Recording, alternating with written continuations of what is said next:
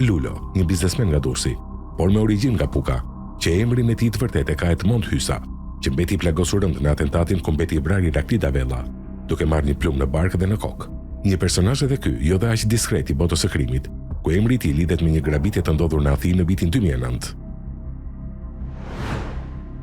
Edmond Hysa rezulton të jetë pronari i shoqërisë tregtare me ortakëri dhe përgjegjësi të kufizuar Ed Lui SHPK në Durrës, shoqëri e krijuar në shtator të vitit 2020 me aktivitet në punime elektrike, hidraulike dhe gipsi e kartonxhesi. Sikur se thamë, dhe kërkimeve të kryera nga policia greke, Lulo kishte vetëm pak ditë që ishte kthyer në Athinë pas një periudhe të gjatë qëndrimi në Dubai të Emirateve të Bashkuara Arabe, gjë që me sa duket nuk ka kaluar jashtë vëmendjes së kundërshtarëve të tyre, të cilët, nga sa kuptohet, kanë ndjekur me përpikmëri çdo lëvizje të shënjestrave të tyre. Në këtë rast, Irakli Davellas dhe Edi Lulos, duke synuar të vrasin me një gur dy zoq.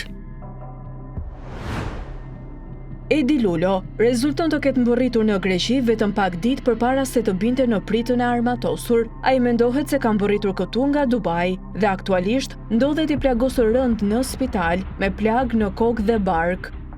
Po për t'u kthyer edhe një herë si viste ashtu quajtur të pastër të shqiptarit Irakli Davella, të ekzekutuar në atentatin e datës 15 dhjetor 2024 në Athinë, ku mbeti i plagosur edhe miku i tij Edi Lulo apo Edmond Hysa, grupi jetues në Greqi, e ruajti gjithmonë dyshimet e tij se Davella në të vërtetë nuk ishte sjellë si një engjëll në 10 vitet e fundit të jetës së tij, por kishte vazhduar aktivitetin e tij në fushën e narkotikëve,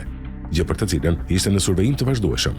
edhe pse kishte mundur fare mirë të fshihte këmbët në një organin e organizatës kriminale ku bënte pjesë.